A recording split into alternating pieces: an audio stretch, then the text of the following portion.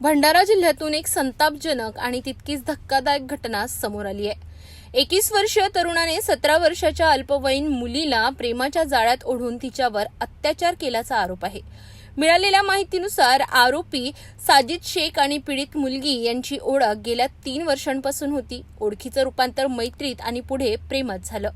30 मार्च 2026 रोजी आरोपीने मुलीसमोर लग्नाचा प्रस्ताव ठेवला। यानंतर त्याने तिला मोटरसायकलवर बसवून श्रीनगर येथे एका रिसॉर्टमध्ये नेलं। रिसॉर्टमधील खोलीत नेल्यानंतर आरोपीने तिच्या इच्छेविरुद्ध तिच्यावर जबरदस्ती केली आणि 2 वेळा अत्याचार केल्याचा आरोप आहे। या घटनेनंतर घाबरलेल्या मुलीने घरी जाऊन सर्व प्रकार आपल्या पालकांना सांगितला।